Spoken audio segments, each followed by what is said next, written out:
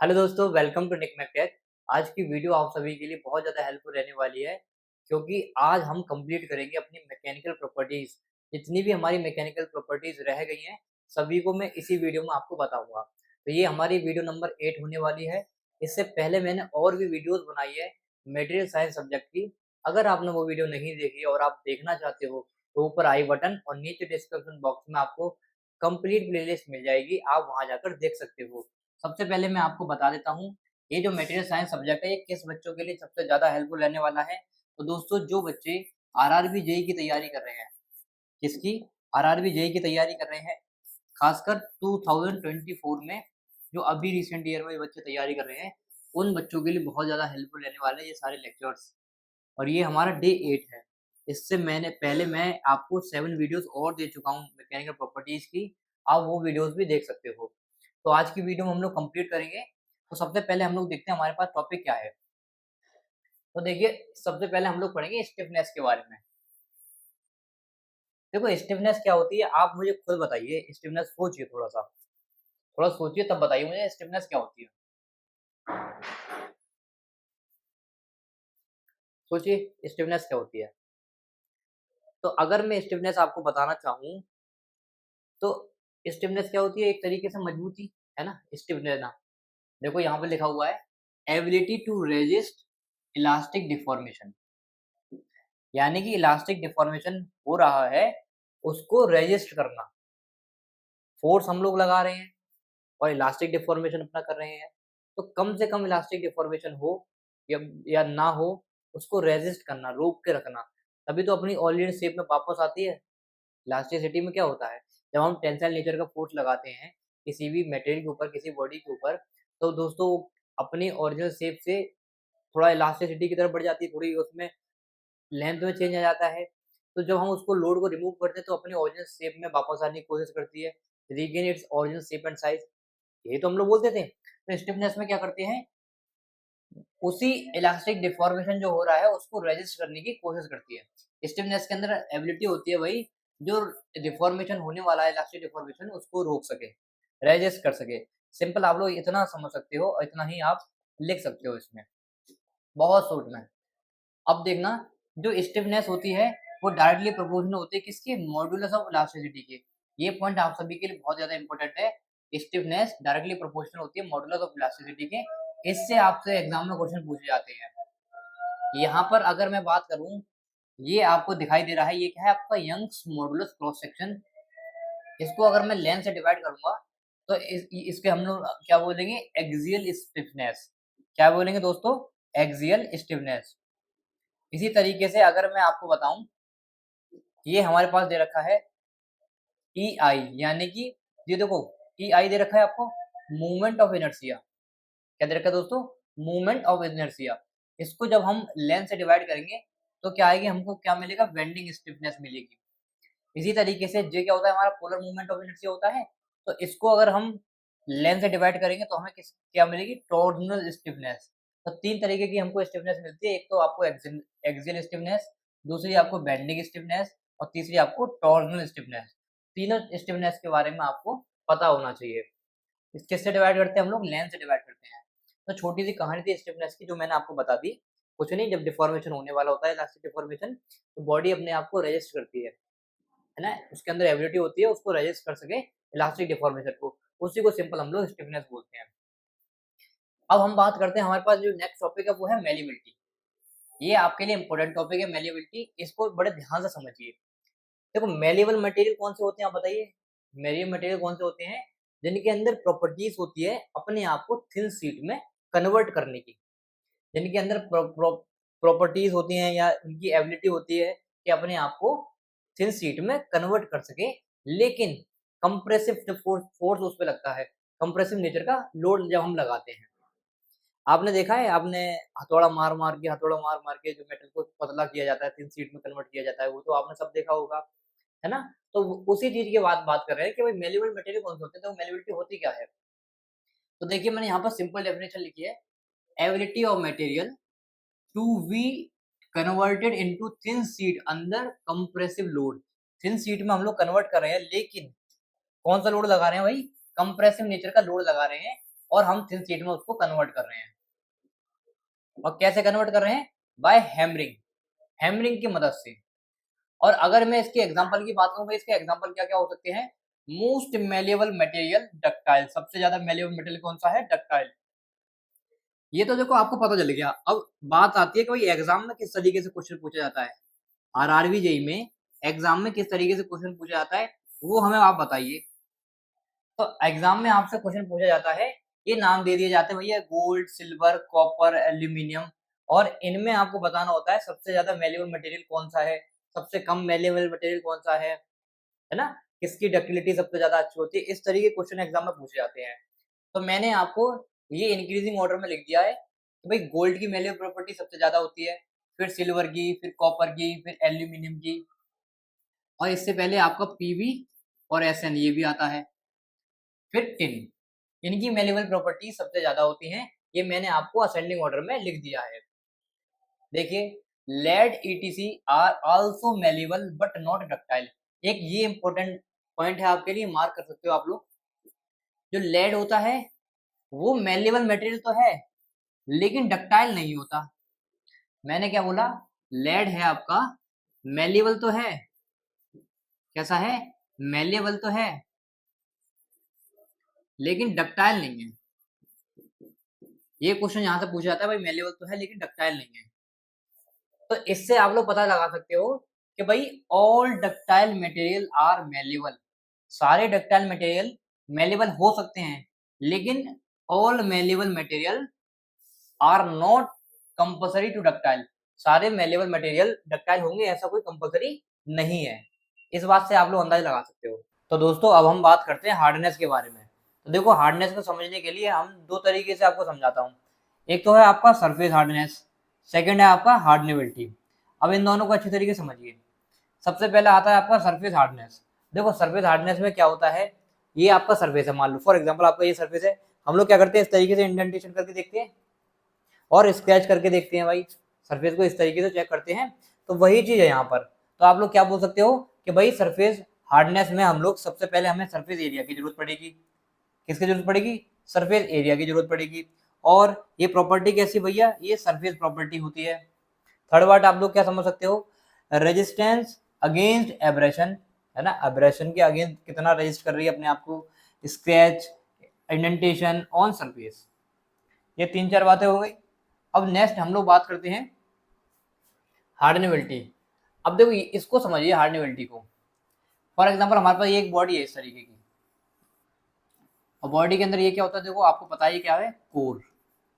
ये क्या है? कोर। हम कहाँ पर हार्डनेस चेक करते हैं? यहाँ पर हार्डनेस चेक करते हैं, सरफेस के ऊपर। ठीक है, ये आपका एग्जांपल मान लो, इस तरीके से आप लोग एग्जांपल दे सकते हो। अब ये क्या है? Hardness of volume. हार्डनेबिलिटी में क्या है? Hardness of volume.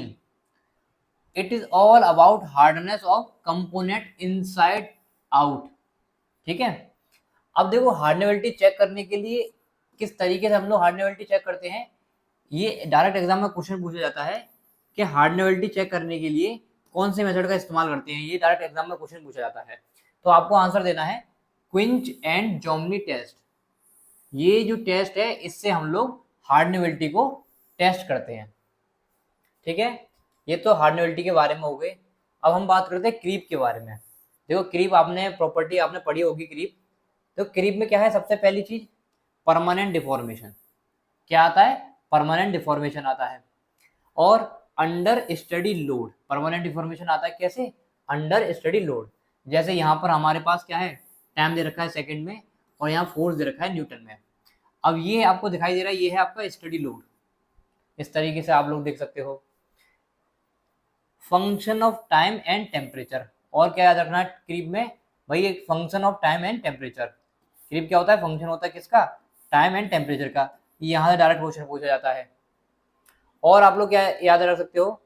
Creep is very dangerous near recrystallization temperature. Creep कहाँ पर बहुत ज्यादा डेंजरस रहता है? रिक्रिस्टलाइजेशन टेम्परेचर पर। Temperature at which old crystal structure changing into new crystal structure by application of heat. तो यहाँ पर ये कहना चाह रहे हैं तो ये रिक्रिस्टलाइजेशन टेम्परेचर से मतलब क्या है? ये रिक्रिस्टलाइजेशन टेम्परेचर क्या मतलब है? इसका मतलब ये होता है जब तुम्हारा जो ओल्ड क्रिस्टल स्ट्रक्चर जो है वो चेंज हो जाता है न्यू क्रिस्टल स्ट्रक्चर में। कैसे? कुछ ना कुछ हम हीट की कोई भी हमने एप्लीकेशन को यूज किया, हीट की कोई किसी भी एप्लीकेशन को हमने हीट की यूज किया, और उसकी मदद से क्या हो रहा है दोस्तों, जो हमारा ओल्ड क्रिस्टल है वो न्यू क्रिस्टल में चेंज हो रहा है ना, न्यू क्रिस्टल स्ट्रक्चर बन जाता है, तब हमें क्रीप देखने को मिलता है, और वहां पर हमारा जो क्रीप होता है बहुत ज्यादा डेंजरस होता है। अब जिसमें और आप लोग समझ सकते हो, एग्जाम में देखो क्या क्या पूछा जाता है, मैं एग्जाम के पॉइंट ऑफ व्यू से आपको बताता हूँ। एग्जाम में क्या पूछा जाता है, एग्जाम में आपसे डायरेक्ट पूछा जाता है कोई, यहाँ मटेरियल दे रखा होगा, यहाँ आपका रिक्रिस्टलाइजेशन टेम्परेचर होगा, तो आपसे पूछा जाएगा ये पीवी और एसएन है, ये इसका रिक्रिस्टलाइजेशन टेम्परेचर क्या होता है, रूम टेम्परेचर ही होता है। अगर एल्यूमिनियम की आपसे पूछ लिया जाए तो क्या होता है, 80 से 90 डिग्री 90 रहता है। ऐसे ही आपका एफई का पूछ लिया जाए तो कितना रहता है, 500 रहता है। सीयू का पूछ लिया जाए तो कितना रहता है, 120 रहा जाता है। ऐसे ही आपका डब्ल्यू का पूछ लिया जाए, टंगिस्टन का कितना रहता है आपका, 1200 डिग्री सेल्सियस रहता है। तो ये कुछ टेम्परेचर है जो मैंने आपको बता दी, ये डायरेक्ट एग्जाम में पूछे जाते हैं कि हमको बताइए एल्यूमिनियम का रिक्रिस्टलाइजेशन टेम्परेचर कितना है क्रीप के केस में, तो आप लोग फटाक से बता दोगे। एफई का पूछ लिया, आप लोग फटाक से बता दोगे। तो इस तरीके से हमें डायरेक्ट एग्जाम में पूछा जाता है ऑब्जेक्टिव क्वेश्चंस में। नेक्स्ट हम लोग बात करते हैं क्रीप में ही। देखो, creep occur in PVZN solder wire, ना सोल्जर वायर बोलते हैं, babbitts materials, rubber, leather, plastic, etc. तो क्रीप किस किस में आता है, ये सारे नाम मैंने आपको बता दिए, यहाँ से डायरेक्ट एग्जाम में क्वेश्चन पूछा जाता है।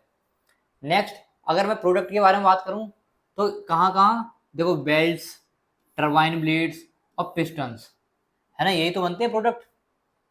अब यहाँ पर हम लोग क्रीप कर्व के बारे में अच्छे तरीके से समझते हैं कि क्रीप कर्व, यहाँ आपको और अच्छे तरीके से समझ आएगा। देखिए, यहाँ मैंने क्या लिया, स्ट्रेन ले लिया, यहाँ मैंने क्या लिया, स्ट्रेन लिया ऊपर की तरफ, ये हमारा स्ट्रेन है, और यहाँ मैंने क्या ले लिया, टाइम ले लिया। और मैंने ये कर्व जो बनाया है, ये आपको पता है कौन सा कर्व है। यहाँ मैंने देखो क्या किया है, यहाँ आपका ई लिया है, यंग्स मॉडुलस। अब यहाँ पर आप लोग देखना, यहाँ मैंने एक पॉइंट ले लिया, देखो यहाँ से स्टार्ट ना करके मैंने लोग ऊपर से स्टार्ट किया है, और ये मैंने एक सिंपल सा एक कर्व बनाया, स्ट्रेस स्ट्रेन का कर्व बनाया है। तो यहाँ से आपको पता है ये जो पॉइंट है बी, इससे इधर वाला जो एरिया है, इससे इधर वाला एरिया है, इसको हम लोग बोलते हैं ट्रांजिएंट स्टेज। डायरेक्ट एग्जाम में क्वेश्चन पूछा जाता है, क्या बोलते हैं, ट्रांजिएंट स्टेज।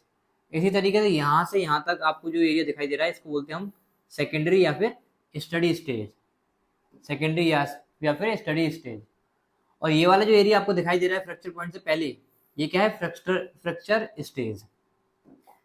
अब देखो क्रीप का स्लोप आपको कहाँ देखने को मिलता है, ठीक है, ये क्या है आपका ई नॉट, जो मैंने आपको अभी यंग्स मॉडुलस बताया था, ये यंग्स मॉडुलस नहीं है, ये आपका है इंस्टेंट परमानेंट डिफॉर्मेशन, ठीक है, क्या है, इंस्टेंट परमानेंट डिफॉर्मेशन।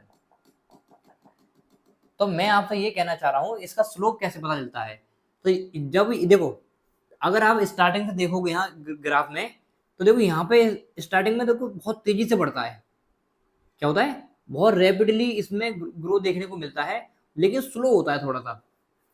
फिर यहाँ आपको देखने को मिलता है भाई ये हल्का सा लीनियर सा हो रहा है, कैसा हो रहा है दोस्तों, लीनियर सा हो रहा है। जब लीनियर हो रहा है तो यहीं पर हमें क्या मिलेगा, क्रीप स्लोप। ये जो एंगल आपको दिखाई दे रहा है, इस तरीके के जो एंगल बन देगा, यही मिलेगा आपको क्रीप स्लोप। फिर यहाँ से फिर थोड़ा ग्रो होने स्टार्ट हो जाएगा। तो बी से सी क्या है, लीनियर हो रहा है, और ए से आपको रैपिडली इंक्रीजमेंट देखने को मिल रहा है, और ऐसे सी से डी से क्या हो रहा है, फ्रैक्चर स्टेज पे पहुंच रहा है। तो ये सब बातें मैंने पता है इसमें आपके लिए लिख दी हैं। तो सबसे पहली बात भाई, it can occur at lower temperature, creep curve या क्रीप लोअर टेम्परेचर भी आपको देखने को मिल सकता है। नेक्स्ट देखो, मैंने पॉइंट आपके लिए लिख के लाया हूँ, तो ए से बी क्या है, initially deformation increase rapidly but the increase at slower rate. Deformation होता तो है लेकिन स्लोअर रेट में होता है। देखो ए से बी में जो डिफॉर्मेशन तो हो रहा है ए से बी में, लेकिन कैसे हो रहा है, स्लोअर रेट पर हो रहा है। ऐसे बी से सी देखो क्या हो रहा है, लीनियर रह रहा है, वही पॉइंट मैंने यहाँ पे लिख दिया, it is linear portion occur at high temperature constant slope. Slope कैसा है दोस्तों, कांस्टेंट है। ऐसे सी से डी में क्या हो रहा है, takes decades even at higher temperature, ये आपका हो गया। अब दोस्तों हम लोग आगे बढ़ते हैं। तो यहाँ पर देखिए, अब हम बात करेंगे at very high temperature secondary stage can be eliminated. और ज्यादा हाई टेम्परेचर हो गया तो बी से सी जो सेकेंडरी स्टेज आपको ऐसे लीनियर दिखाई दे रही थी ना, ये क्या है, नेग्लेक्ट हो जाएगी डायरेक्ट। नेक्स्ट अगर हम बात करें, fracture occur below the yield point. Fracture कहाँ मिलेगा? Below the yield point. अब हम बात करते हैं फटीग के बारे में। फटीग क्या होता है? देखो, फटीग में आपको समझना है, behaviour of material under fluctuating load upon stress. क्या है? Behaviour of material under fluctuating load upon stress. इसी को हम लोग फटीग बोलते हैं। देखिए, फटीग फेलियर हम लोग कैसे निकालते हैं? ये सरफेस क्रैक होते हैं जैसे under fatigue load ductility and strength of material decreases. Fatigue load के अंडर क्या होता है दोस्तों? जो डक्टिलिटी होती है और स्ट्रेंथ ऑफ मटेरियल होती है वो डिक्रीज होता है। ये पॉइंट आपके लिए बहुत ज्यादा इंपॉर्टेंट है। ये आपके एग्जाम में डायरेक्ट क्वेश्चन में आता है कि भाई जब हम फटीग लोड लगाते हैं तो डक्टिलिटी और स्ट्रेंथ ऑफ मटेरियल डिक्रीज होता है या इंक्रीज होता है? डिक्रीज होता है। ये आपको याद रखना है, ये आपके लिए काम की चीज है। देखो, फ्लक्चुएटिंग स्टेट स्ट्रेस कैसे होते हैं? इस तरीके से होते हैं फ्लक्चुएटिंग। अपर लिमिट फिर लोअर लिमिट इस तरीके से ग्राफ शो होता है। यहाँ पर स्ट्रेस है, ये आपका टाइम सेकंड में दे रखा है। अब हम आगे बढ़ते हैं। आगे सीखिए, फ्लक्चुएटिंग लोड कैसे है? देखो, चेंज इन मैग्नीट्यूड और direct of load, completely reverse load cycle, है ना। ये सब पॉइंट मैंने डायरेक्ट एग्जाम में पूछेगा वो लिख रखे हैं। Failure occur at below yield point. Failure कहाँ अकर होती है? Below yield point. Fatigue point की बात कर ली है। लो साइकिल फटीग क्या होता है? Number of load cycle less than 10 cycle. और स्टीम टरबाइन, फ्लाईव्हील, गियर्स, ये इसकी एग्जांपल हो गई। हाई साइकिल फटीग के बारे में अगर हम डिस्कस करेंगे तो क्या है? Number of cycles less than या फिर ग्रेटर देन 10 साइकिल्स। एग्जांपल की अगर हम बात करें, क्या है? व्हील है, एक्सल है, शाफ्ट है, बियरिंग है, ईटीसी। तो ये दो चीज अलग आपको देखने को मिली, लो लो साइकिल फटीग और हाई साइकिल फटीग। यहाँ पर आप लोग और देख सकते हो, डिजाइन क्रेडेंशियल फॉर फटीग क्या होती है? एंडुरेंस लिमिट। ये डायरेक्ट एग्जाम में क्वेश्चन पूछे जाते हैं ऑब्जेक्टिव, इसीलिए मैंने डायरेक्ट पॉइंट वाइज आपके लिए लिख दिया, आप लोग इसको याद कर सकते हो। आगे देखिए, हमारे पास है fatigue life can be improved by. अब हम फटीग लाइफ को कैसे इंप्रूव कर सकते हैं? फटीग लाइफ को हम लोग कैसे इंप्रूव कर सकते हैं, इसको समझिए, ये आपके लिए इंपॉर्टेंट है। देखो, सबसे पहली बात क्या है? Cross sectional discontinuity should be avoided. जो क्रॉस सेक्शनल डिसकंटिन्यूटी है उसको हम अवॉइड कर सकते हैं। क्रॉस सेक्शनल डिसकंटिन्यूटी कैसे है? जैसे मैंने ये दे रखा है आपको, देखो, जैसे हमारे पास ये है, रोड है हमारे पास, इसका जो डायमीटर है वो है कैपिटल डी। और डिसकंटिन्यूटी आती कैसे है दोस्तों? इस तरीके से आती है डिसकंटिन्यूटी, यहाँ से इसका डायमीटर ना कुछ इस तरीके से छोटा हो जाता है। तो ये आपको जो शो हो रहा है ना, इसी को, ये तो हमारा क्या होता है? कैपिटल डी था, स्मॉल डी हो जाता है, और ये आपको शो हो रहा है, यही होती है डिसकंटिन्यूटी। ठीक है, क्या होती है? डिसकंटिन्यूटी। जो मैंने बहुत अच्छी तरीके से डायग्राम ऊपर आपको बना दिया, ये आपको डिसकंटिन्यूटी होगी। अब यहाँ से आप लोग एक चीज और समझिए कि जो अप्लाइंग हाई सरफेस फिनिश है ना, यहाँ से भी हम लोग surface finish, high surface finish apply करेंगे तो वहां से हमें फटीग की जो लाइफ होगी वो भी इम्प्रूव हो सकती है। और दो तरीके से हो सकती है, एक तो by introducing compressive stress of surface, surface के ऊपर कंप्रेसिव स्ट्रेस को हम लोग इंट्रोड्यूस करेंगे। इसके दो मेथड होते हैं, एक तो शॉर्ट पिनिंग मेथड और दूसरा होता है सैंड ब्लास्टिंग। ये दो तरीके होते हैं कंप्रेसिव स्ट्रेस जब हम लगाते हैं सरफेस के ऊपर, दो तरीके से लगाते हैं। ये दोनों मेथड मैंने आपको बता दिए, इसके एग्जाम में नाम पूछे जाते हैं सिर्फ। एक और तरीका है, वो क्या तरीका है? सरफेस फटीग लाइफ को बढ़ाने के लिए doing surface heat treatment. Surface heat treatment हम लोग कर देंगे, उससे हमारी फटीग लाइफ बढ़ जाएगी। अगर मैं एप्लीकेशन की बात करूँ, फटीग की एप्लीकेशन क्या क्या होती है? आपका एरोप्लेन में, स्प्रिंग्स में, कनेक्टिंग रॉड्स में, रोटेटिंग शाफ्ट में, रबर टायर में और व्हील स्पोक, इन सब में हम लोग, ये सब क्या है? एप्लीकेशन है कहीं ना कहीं फटीग की। यहाँ पर आप लोग देख सकते हो, देखो, फटीग फ्रैक्चर और फटीग क्रैक। फटीग फ्रैक्चर कब आता है? ब्रिटल ब्रिटल फ्रैक्चर जब होता है ना तब। और जो फटीग क्रैक जो आपको देखने को मिलता है when below yield point, yield point से बिलो, नीचे देखने को मिलता है आपको फटीग क्रैक। अब यहाँ से आप लोग एक चीज समझ सकते हो, वो ये है, जब आपको पार्टिकल पास पास दिखाई देंगे कुछ इस तरीके से ना, उसको हम लोग बोलते हैं फाइन पार्टिकल्स। और आपको जब पार्टिकल दूर दूर दिखाई देते हैं, इसको हम लोग क्या बोलते हैं, कोर्स पार्टिकल। इसको भी आपको याद रखना है, क्योंकि फटीग में हम लोग पार्टिकल्स के भी तो देखेंगे। चलिए नेक्स्ट हम आगे बढ़ते हैं। अब यहाँ पर हमें समझना है यील्ड पॉइंट फिनोमेना। देखो मैं आपके लिए क्या कर रहा हूँ, पूरी जो मैकेनिकल प्रॉपर्टीज है, सारी मैकेनिकल प्रॉपर्टीज एक एक करके आपको समझा रहा हूँ, और इतना अच्छा कंटेंट आपको दे रहा हूँ कि डायरेक्ट जो एग्जाम में क्वेश्चन पूछे गए वो ला के दे रहा हूँ मैं आपको। तो देखिए यील्ड पॉइंट फिनोमेना, इसको समझिए, ये तो थोड़ा कठिन है आपके लिए समझना। तो देखिए यहाँ पर क्या हो रहा है, when material deformation occurs then defect comes. Obvious ही बात है, जब जब मटेरियल में कुछ ना कुछ डिफॉर्मेशन होगा, जब मटेरियल में कुछ ना कुछ डिफॉर्मेशन होगा, तभी तो हमारा क्या देखने को मिलेगा, तभी तो कोई ना कोई डिफेक्ट देखने को मिलेगा। तो डिफॉर्मेशन आपको, जब डिफॉर्मेशन होगा तब आपको क्या देखने को मिलेगा, क्रिस्टल डिफेक्ट देखने को मिलेगा। पहली बात आपको याद रखनी है, डिफॉर्मेशन होगा, क्रिस्टल डिफेक्ट देखने को मिलेगा। अब यहाँ पर डिसलोकेशन भी होती है, किसकी, एज और स्क्रू की, किसकी, एज और स्क्रू की। ये पहली बात आपको पता चल गई। अब देखिए यहाँ पर इस ग्राफ से समझिए, यहाँ मैंने ले लिया स्ट्रेस और यहाँ मैंने अपना स्ट्रेस ले लिया है, स्ट्रेस स्ट्रेन डायग्राम है। और आपको पता है ये ग्राफ आपने आराम से देखा हो, ये किसका होता है, माइल्ड स्टील का होता है। यहाँ पर देखिए दोस्तों, ये क्या है आपका अपर यील्ड पॉइंट, ये क्या है आपका लोअर यील्ड पॉइंट। तो यहाँ से यहाँ तक का रीजन जो आपको शो हो रहा है, ये रीजन जो आपको शो हो रहा है ना, इसी को हम तो बोलते हैं यील्ड पॉइंट फिनोमेना। इसी को हम लोग क्या बोलते हैं, यील्ड पॉइंट फिनोमेना। और ये आपका फ्रैक्चर है।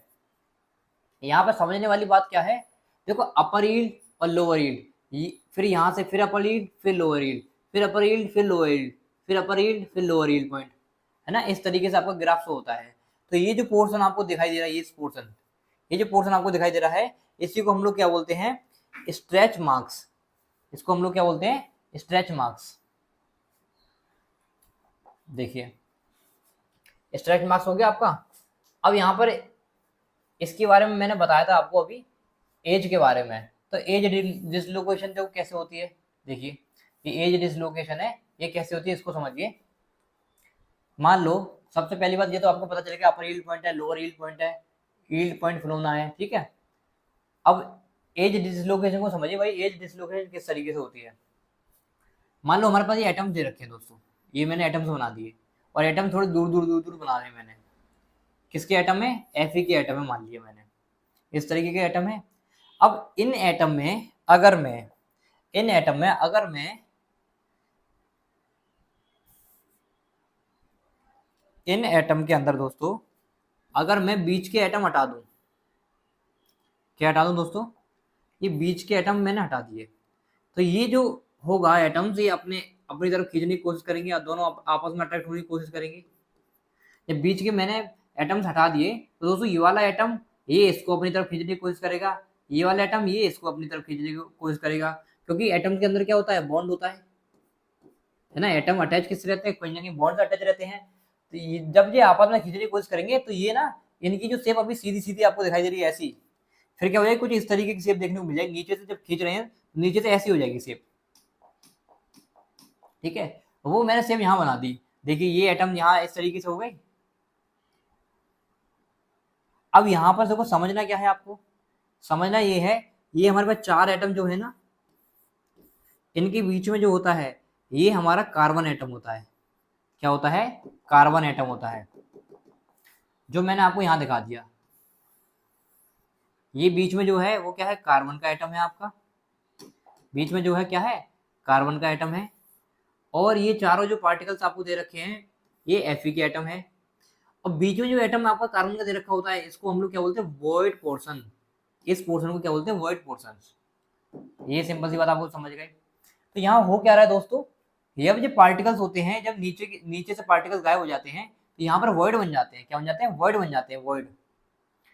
तो वॉइड को जिस तरीके से बनते हैं, तो ये कार्बन का एटम जो होता है ना, यहाँ से हटके यहाँ जमा हो जाते हैं सारे, जो रेड रेड से आपको दिखाई दे रहे हैं, ये सब क्या है, कार्बन के एटम यहाँ कलेक्ट हो गए।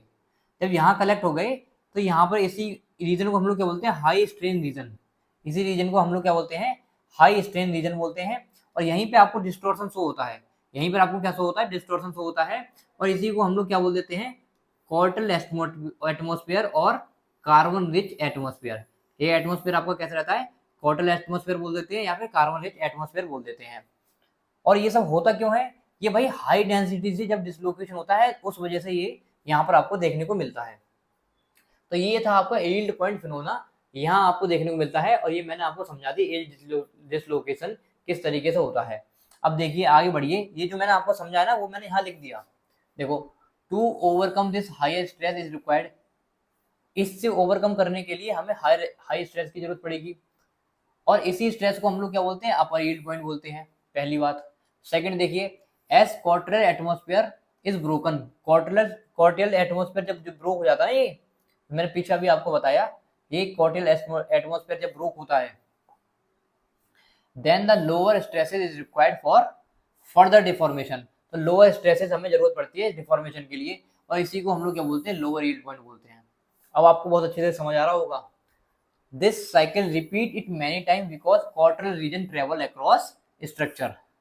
ये साइकिल बार बार रिपीट होती चली जाती है क्योंकि जो कार्बन के एटम है बार बार इधर आते जाते हैं, ये साइकिल रिपीट होती चली जाती है। High carbon steel, medium carbon steel. और आप लोग क्या समझ सकते हो इसमें, speed of transfer of Cottrell atmosphere is very high, बहुत ज्यादा हाई होता है। क्यों, because of high carbon percentage to lower yield point never appears. Lower yield point पे हाई कार्बन परसेंटेज देखो यहाँ पर आती नहीं है।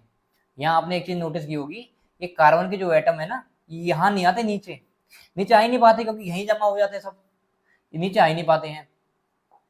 ठीक है, वही चीज मैंने लिखी है यहाँ पर, speed of transfer of Cottrell atmosphere is very high because high carbon percentage of lower yield point never appears, कभी अपीयर्स ही नहीं होते हैं। और देखिए, इन माइल्ड स्टील के केस में because of lower percentage of carbon, carbon की परसेंटेज बहुत कम होती है, आप लोग जानते हो ये बात।